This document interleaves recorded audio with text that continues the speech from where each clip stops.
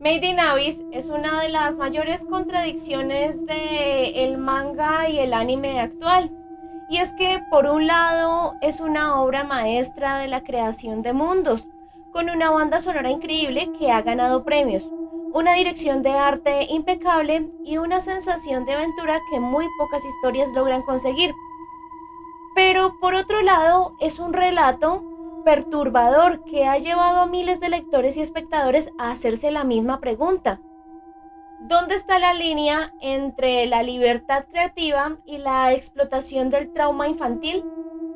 Lo que empezó como un manga web autopublicado en una página poco conocida, terminó convirtiéndose en un fenómeno global nominado al anime del año. Pero a medida que el abismo se hace más profundo, las decisiones de su autor, Akihito Tetsukushi, han puesto a la industria, a las críticas y a los propios fans en un conflicto incómodo. Bienvenidos a Otaku Mistress, yo soy Sailor y hoy vamos a analizar la historia de Made in Abyss, el origen de sus polémicas, la delgada línea entre el sufrimiento narrativo y el fetiche, y por qué este mundo fascinante sigue siendo un tema del cual aún no podemos dejar de hablar. Hablemos del origen de una mente singular. Antes de dibujar cuerpos mutilados, maldiciones terribles y un escenario increíble, Akihito Tetsukushi trabajaba en algo completamente diferente. Y es que trabajó en el diseño de videojuegos infantiles. Durante años fue diseñador de Konami, participando en títulos con una estética colorida y amigable, como por ejemplo Elevits. Fue allí donde perfeccionó su dominio del diseño de escenarios, la iluminación y la creación de criaturas. Y fue en el 2012 cuando tomó la decisión de dejar de lado la vida de los videojuegos y dedicarse al manga de lleno. Tetsukushi lanzó Made in Abyss. Al principio la obra pasó desapercibida. Su estilo visual combinado con bocetos al pastel, fondos hiperdetallados y personajes de proporciones chibi o infantiles. Parecía un cuento ilustrado para niños, bastante precioso. Pero esa estética no fue un error de cálculo o una mala elección. En realidad es la carnada perfecta para el horror que estaba por venir.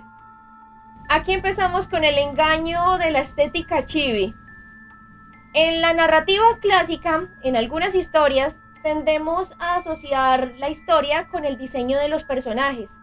Si un diseño es infantil, esperamos una aventura ligera, pero Made in Abyss lo rompe. Esta regla queda bastante de lado, y es que de manera deliberada, al utilizar personajes de corta edad con proporciones suaves en un entorno implacable, Tetsukushi logra que esa vulnerabilidad de sus personajes se sienta aún más dolorosa. Esto definitivamente no es nuevo en el anime. Ustedes pueden tener en la mente varios títulos. De momento los que a mí se me ocurren serían Madoka Mágica o por ejemplo Hunter x Hunter. Y es que estos animes utilizaron el contraste entre lo tierno y lo macabro para desarmar al espectador. La diferencia es que en Made in Abyss el dolor no es solo emocional, es visceral y biológico. La maldición del abismo impone consecuencias físicas inevitables por cada metro que los personajes descienden. Y cuanto más bajan, sí encuentran un mundo increíble y nuevo, pero las consecuencias son aún más crueles. Hablemos ahora de las adaptaciones y el éxito global que ha tenido. En el 2017, Kinema Citrus fue quien adaptó el manga al anime, y la historia dio un salto masivo. Con la música compuesta por el australiano Kevin Penkin, que me encantaría compartirles su música, pero pues se los recomiendo. Él combina instrumentos orquestales con electrónica orgánica. El anime transformó su mundo visual.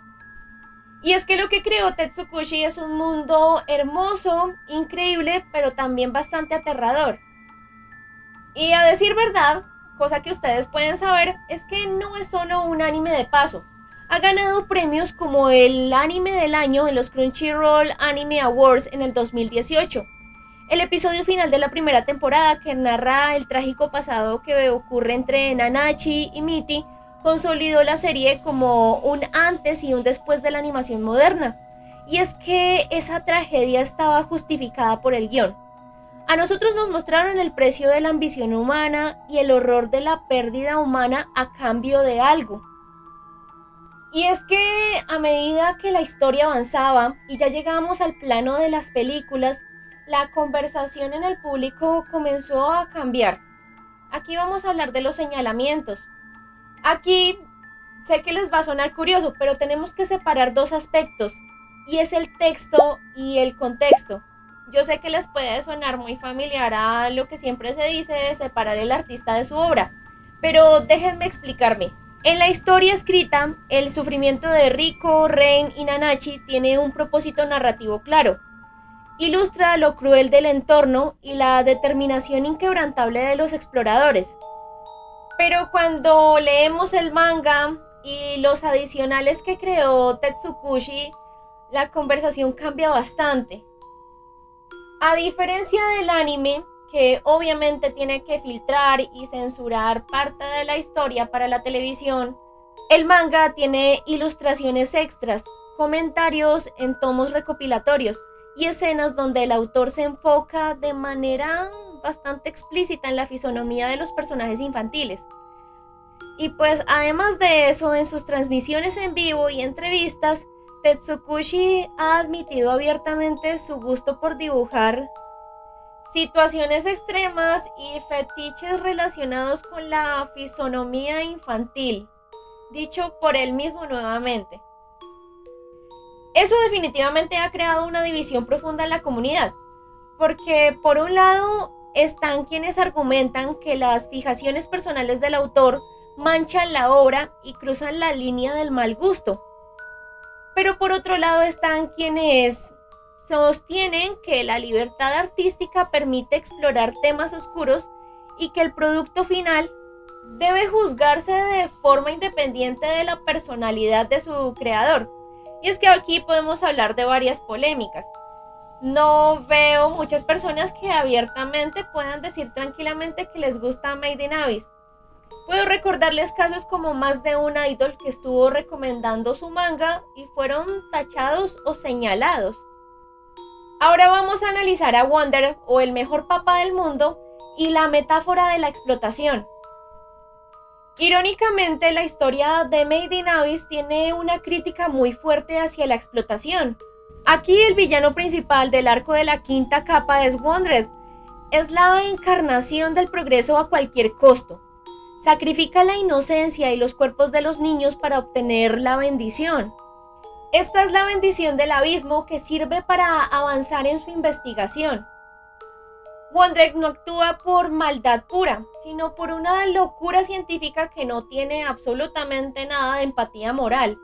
Esto en general es una paradoja interesante, porque mientras en Made in Abyss condenan en su narrativa la cosificación y el sacrificio de los vulnerables, al mismo tiempo su autor es acusado por parte del público de utilizar a sus personajes para satisfacer inclinaciones estéticas inquietantes. Es una obra que cuestiona la obsesión humana, pero por otro lado está siendo creada por un autor obsesivo. Aquí tengo que señalarles algo. Que se sepa, el autor no tiene ninguna denuncia y son todas especulaciones a partir de todo lo que él ha dejado ver en cuanto a sus entrevistas. Por acá yo les dejaré y les estaré dejando imágenes de lo que ha sido y que ha llamado la atención. Aquí tenemos que hablar del precio del derecho y tener que admitir al abismo. Made in Abyss definitivamente no deja a nadie indiferente, y ese es su mayor logro, pero a la vez su mayor problema. Nos obliga a confrontar una pregunta incómoda, y es que ¿podemos apreciar el genio artístico de una obra cuando nos incomoda el origen de su inspiración? No hay una respuesta sencilla, porque para algunos es una obra maestra por la construcción de su mundo. La música es increíble y el desarrollo de personajes pesa más que lo raro que pueda ser su autor. Pero para otros, los límites se han cruzado y no hay animación lo suficientemente buena como para justificarlo. Made in Abyss es como el abismo que describe. Hermoso, fascinante, pero perturbador. Ahora yo quiero saber tu opinión, que es la más importante. ¿Crees que la obra logra separarse de las intenciones de su autor o consideras que la polémica arruina la experiencia? Déjalo en los comentarios. Tengo que dejarles algo final también, y es que alguna vez hablando con alguien sobre Made in Abyss, mencionaba que no hay personas que esperen más la caída de su autor que los propios fans. No sé ustedes qué opinen. Si les gustó este video, no olviden suscribirse, darle like y activar la campanita de notificaciones. A mí me pueden seguir en todas las redes sociales como Taku Mistress. No siendo más, nos vemos en el próximo video.